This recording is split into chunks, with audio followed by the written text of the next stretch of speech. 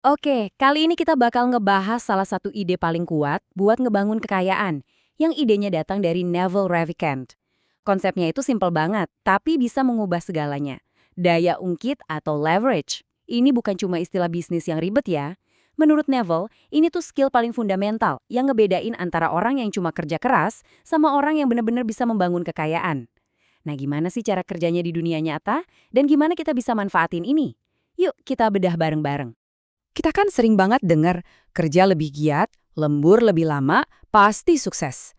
Tapi kata Naval, itu justru jebakan. Kalau pendapatan kita terikat langsung sama jam kerja, ya bakal ada batasnya. Kita nggak mungkin kerja 25 jam sehari kan?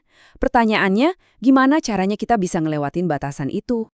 Jawabannya ada di sini. Daya ungkit. Persis seperti yang dibilang Archimedes ribuan tahun lalu, daya ungkit itu pengganda kekuatan. Nah, dalam konteks modern, daya ungkit itu adalah alat yang bisa melipat gandakan hasil kerja kita tanpa harus melipat gandakan waktu yang kita habiskan. Inilah cara kita memutus hubungan antara jam kerja dan penghasilan. Tanpa daya ungkit, ya kita kejebak. Dampak dan pemasukan kita bakal selamanya dibatasi sama jumlah jam dalam sehari. Nggak peduli seberapa jago atau efisiennya kita semua cuma punya 24 jam yang sama. Ini batasan yang nggak bisa diganggu-gugat. Untuk bisa benar-benar jadi kaya, kita butuh sesuatu yang bisa bekerja untuk kita, bahkan saat kita lagi nggak kerja. Nah, jadi poin kuncinya di sini. Menurut Naval, ada 3 sumber utama daya ungkit dalam bisnis yang bisa kita pakai. Yuk kita lihat satu persatu, mulai dari yang paling tradisional dulu. Oke, kita masuk ke kategori pertama, yang bisa kita sebut daya ungkit izin dulu. Kenapa gitu? Ya karena untuk menggunakan 2 jenis daya ungkit tradisional ini, kita butuh izin, butuh persetujuan, atau kepercayaan dari orang lain. Mari kita lihat yang pertama. Nah, ini dia bentuk daya ungkit yang paling tua dan paling gampang dimengerti. Mempekerjakan orang lain. Logikanya sederhana aja. Kalau kita bisa mengkoordinasikan usaha 10 orang, ya kita bisa mencapai 10 kali lebih banyak daripada kerja sendirian. Tapi, pakai tenaga kerja itu ribet. Kita butuh orang lain buat setuju ngikutin arahan kita. Mengelola manusia itu penuh drama, politik, emosi. Ya, kompleks banget lah. Seperti kata Naval, punya banyak bawahan mungkin bikin orang kita bangga, tapi ini adalah bentuk daya ungkit yang paling susah dan paling berantakan buat dikelola di zaman sekarang. Selanjutnya ada modal, atau gampangnya ya duit. Ini adalah jenis daya ungkit yang paling mendominasi di abad ke-20. Uang dipakai untuk menghasilkan lebih banyak uang. Simpel. Daya ungkit modal itu kekuatannya luar biasa. Setiap keputusan bisnis yang kita ambil bisa dilipat gandakan dampaknya oleh uang. Tapi perhatiin lagi, ini juga perlu izin. Harus ada orang yang percaya sama kita dan mau ngasih modalnya. Inilah dunianya para bankir, investor, dan para CEO. Skalanya jauh lebih mantap dari tenaga kerja. Tapi yaitu, aksesnya masih sangat terbatas. Dan sekarang kita masuk ke bagian yang benar-benar mengubah permainan. Di era digital ini, muncul jenis daya ungkit baru yang paling kuat dan yang paling penting, paling bisa diakses siapa saja. Sesuatu yang bahkan nggak ada di zaman orang tua kita dulu. Ini dia, kode dan media. Inilah daya ungkit di balik para miliarder baru. Inilah tuas yang sekarang tersedia buat siapa aja yang punya komputer dan internet.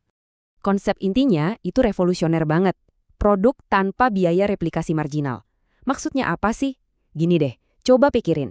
Butuh biaya berapa buat bikin 1 kali copy lagi dari sebuah software? Atau buat 1 orang lagi nonton video ini? Hampir nol kan? Kita kerja sekali, tapi hasilnya bisa dinikmati ribuan bahkan jutaan orang. Contohnya ada di mana-mana di sekitar kita. Sebuah buku, artikel blog, podcast, aplikasi, atau bahkan ya video yang lagi Anda tonton ini. Semua ini adalah bentuk daya ungkit. Dibuat sekali, terus bisa bekerja untuk membuatnya tanpa henti. Dan inilah kerennya, ini tanpa izin. Kita nggak perlu meyakinkan investor atau rekrut tim besar. Kita bisa buka laptop sekarang juga, mulai nulis kode, rekam video, atau nulis artikel. Hambatannya buat mulai itu hampir nggak ada sama sekali. Coba bayangin, kita nemuin satu masalah, terus kita ciptakan solusinya dalam bentuk kode atau media, dan kita bisa jual solusi itu berkali-kali tanpa batas. Ini tuh kayak punya pasukan robot yang kerja buat kita 24/7, bahkan pas kita lagi tidur. Kutipan dari Naval ini benar-benar mengubah cara kita melihat ekonomi modern. Pembagian paling penting sekarang ini bukan lagi soal kelas sosial tradisional, tapi antara siapa yang bisa memanfaatkan daya ungkit dan siapa yang masih kejebak menyewakan waktunya. Hampir semua kekayaan besar di zaman kita datangnya dari sini.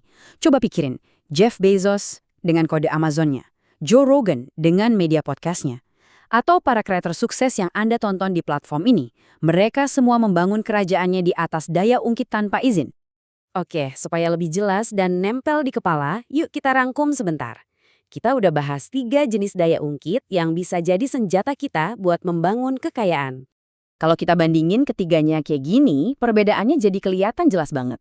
Tenaga kerja dan modal itu daya ungkit dengan izin, dan skalanya terbatas. Tapi coba lihat kode dan media. Ini tanpa izin, dan skalabilitasnya, wah, sangat tinggi. Bahkan bisa dibilang tak terbatas. Inilah alat paling dahsyat yang bisa diakses oleh individu di zaman sekarang. Jadi, pesan utamanya adalah ini, menjadi kaya itu bukan cuma soal keberuntungan, ini adalah sebuah skill yang bisa dipelajari. Dan memahami serta menerapkan daya ungkit adalah inti dari skill tersebut. Pembahasan kita selesai di sini, tapi ada satu pertanyaan buat Anda. Anda udah lihat 3 jalan ini. Jalan tradisional yang butuh izin dari orang lain, dan jalan baru yang terbuka lebar untuk semua orang. Jadi pertanyaannya sekarang bukan lagi apakah Anda akan menggunakan daya ungkit, tapi daya ungkit mana yang akan jadi pilihan Anda untuk mulai dibangun. Mungkin bahkan mulai hari ini.